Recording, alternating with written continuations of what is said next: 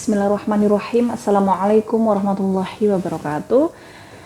Alhamdulillah, senang sekali bisa bertemu kembali dengan teman-teman, saudaraku solih-solihah semuanya yang dirahmati Allah Subhanahu wa Ta'ala di channel YouTube Mbak Nur, Pakar Kesuksesan.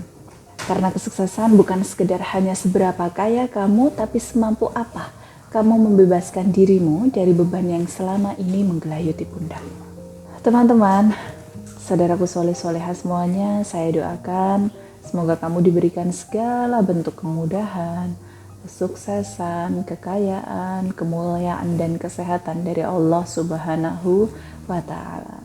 Amin, amin, Allahumma amin.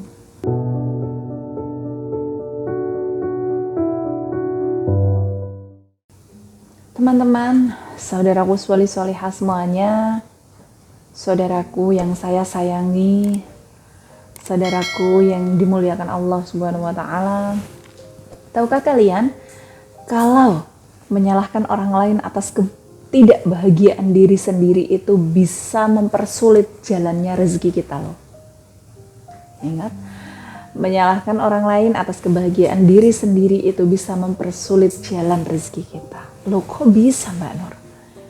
Emang ada ya orang yang menyalahkan orang lain karena dirinya sendiri nggak bahagia, tapi dia menyalahkan orang lain? Ada dong. Dan parahnya seringkali hal ini tidak disadari. Teman-teman, jadi ada beberapa kasus di layanan konsultasi private di saya, tapi alhamdulillah pola pikir orang-orang ini sudah saya benerin, sudah saya arahkan ya. Jadi insya Allah mereka udah siap untuk kembali ke jalan yang benar, ke pikiran yang benar, dan untuk kembali mensyukuri atas berkah yang dia dapat, kembali mensyukuri atas kehidupannya dia.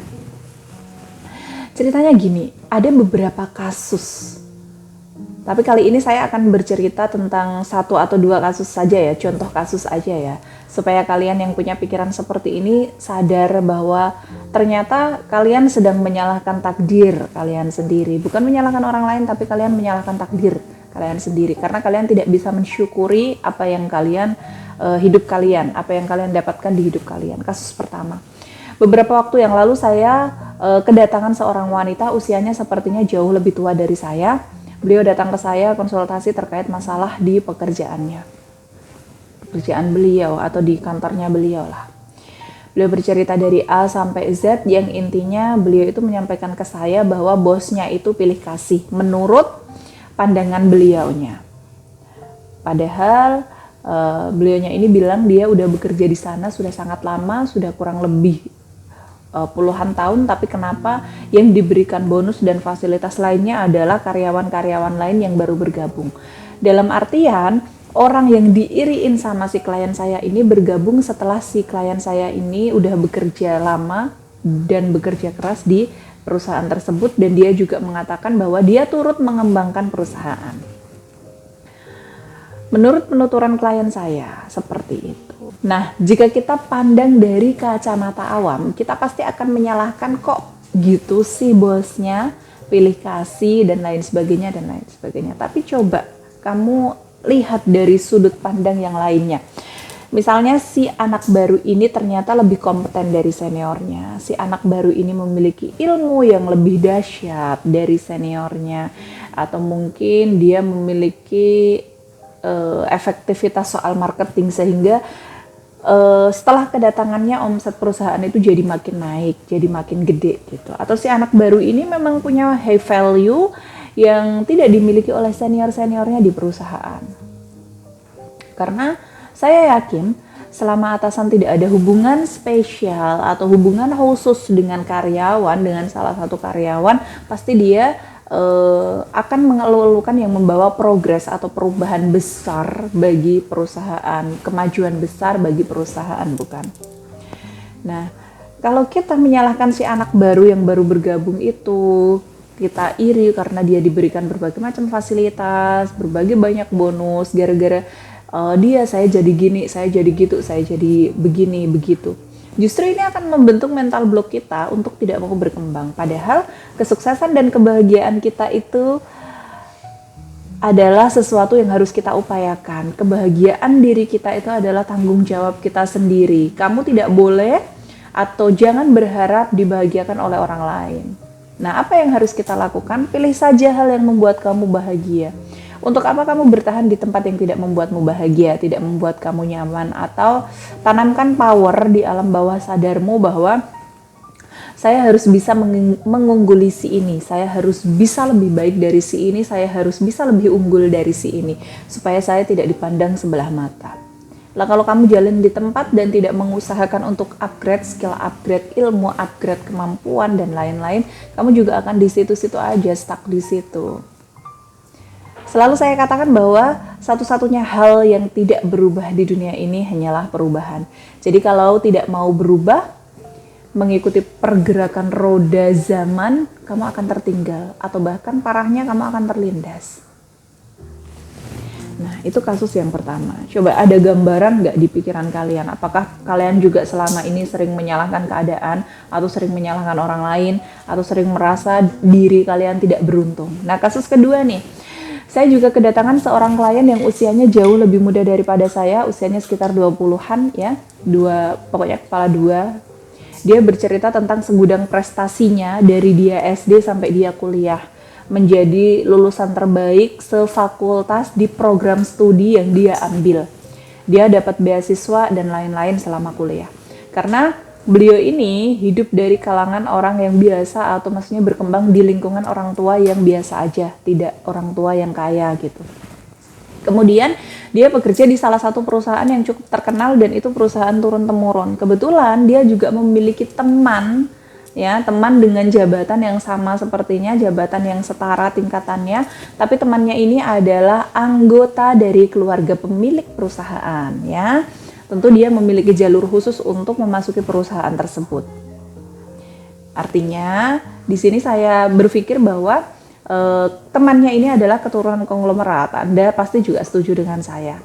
Yang mana karyawan pada umumnya itu bekerja 25 hari dalam sebulan, sedangkan si anak keturunan konglomerat ini hanya bekerja 15 hari dalam sebulan.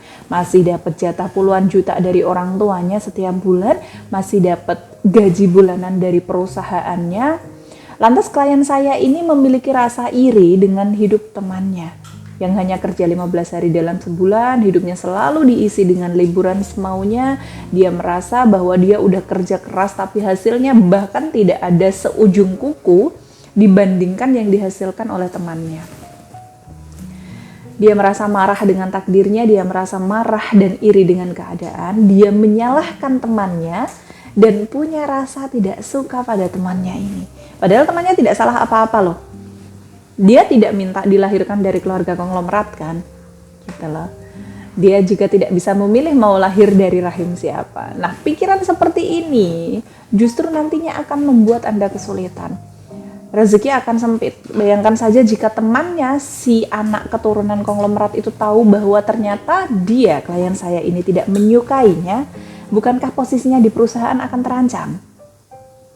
Karena itu jelas-jelas masih perusahaan milik keluarganya. Baiknya gimana ketika kita merasa iri dengan hidup orang lain? Intinya, jadilah pribadi terbaik dari dirimu. Sekeras apapun jalanmu, kamu harus taklukkan. Jika kamu tidak terlahir dari sendok emas, maka kamu harus membuat keturunanmu kelak terlahir dari sendok emas. Jangan malah melempem, iri sama orang lain, meratapi nasib. Karena dengan melempem dan meratapi nasib itu tidak akan mengubah takdirmu, tidak akan mengubah kondisimu.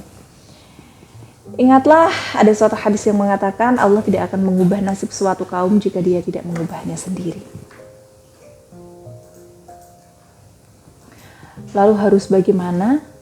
Jadilah pribadi yang punya high value dan layak dihargai tinggi, bermartabat tinggi, maka kamu akan dengan mudah menjajaki tangga, menaiki tangga kesuksesan versi terbaik di dirimu. Gimana caranya Mbak Nur? Apa harus sekolah kepribadian? Atau harus kursus manner? Atau apa gitu? tidak perlu seribet itu sebenarnya. Yang penting ada kemauan, ada niat yang besar, kamu bisa mengikuti program training kelas pengembangan diri yang saya rancang untuk teman-teman yang punya pemikiran seperti ini.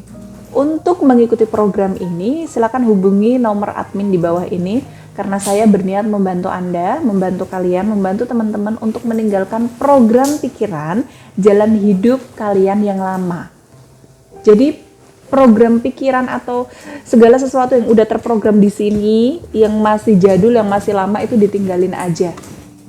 Yang nggak akan membuat kalian baik, itu ditinggalin aja gitu. Mari kita tata ulang pikiran kita menjadi pribadi yang jauh lebih baik, menjadi pribadi yang memiliki pemikiran yang luas, bisa melihat segala sesuatu dari sisi manapun, sehingga kita akan lebih mudah untuk bersyukur. Dan ketika kita akan lebih mudah untuk bersyukur, jalan kita sukses itu jauh lebih luas.